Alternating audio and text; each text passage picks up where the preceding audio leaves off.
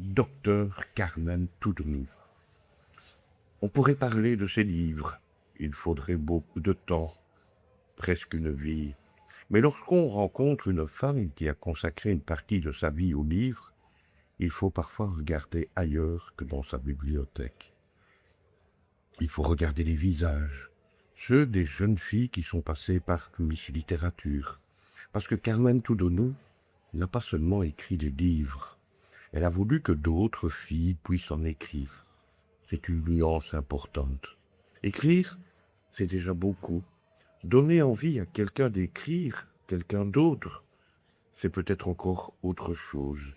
On imagine Carmen devant une jeune fille qui doute, une jeune fille qui pense peut-être qu'elle n'est pas assez intelligente, pas assez brillante, pas assez intéressante, pas assez ceci, pas assez cela.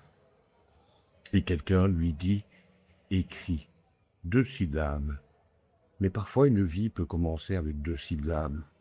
Miss Littérature est née ainsi au Bénin avant de voyager vers d'autres pays d'Afrique. Et depuis, les jeunes filles sont venues avec leurs textes, leurs rêves, leurs maladresses aussi. Elles ont lu, elles ont parlé, elles ont tremblé, elles ont gagné, elles ont perdu. Mais elles ont surtout découvert quelque chose que personne ne devrait avoir à leur apprendre si tard. Leur voix compte. C'est peut-être là que se trouve la vraie histoire de Carmen Toudnou. Pas dans les couronnes, pas dans les cérémonies, pas même dans les livres. Dans toutes ces jeunes filles qui un jour ont peut-être ouvert un livre parce qu'une femme avait décidé de leur entendre un.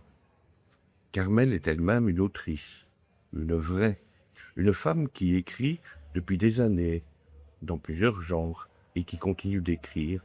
Elle a même confié que son livre préféré était toujours celui qu'elle était en train d'écrire. Cette phrase me touche, parce qu'elle dit quelque chose de l'écrivain. Le passé est publié, le présent est lu, mais le prochain livre reste quelque part dans l'ombre, attendant que l'auteur lui donne naissance. Et puis il y a Paria, un roman qui plonge dans une histoire terrible de la traite orientale. À travers Menet, un garçon arraché à son village, castré puis déporté.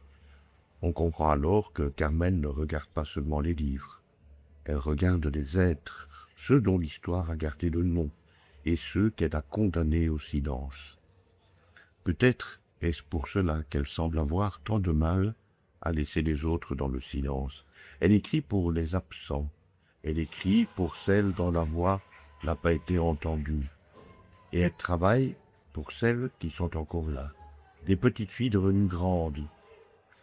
Des jeunes femmes qui cherchent leur chemin, celles qui tiennent un livre entre leurs mains, avec cette expression étrange de ceux qui viennent de comprendre qu'ils peuvent eux aussi entrer dans le monde. Je ne sais pas ce que Carmen ressent lorsqu'elle voit une ancienne candidate de Miss Littérature devenir écrivaine. Mais j'imagine que, quelque part, elle doit avoir ce sourire discret des jardiniers lorsqu'ils voient enfin fleurir une plante qu'ils avaient longtemps arrosée. Et peut-être qu'elle se dit simplement « elle a grandi ».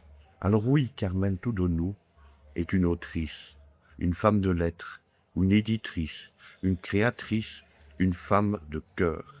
Mais derrière tous ces titres, il reste que quelque chose de beaucoup plus simple. Une femme qui a cru que les filles avaient des histoires à raconter et qui, depuis des années, leur tend une page blanche en leur disant « à vous maintenant ».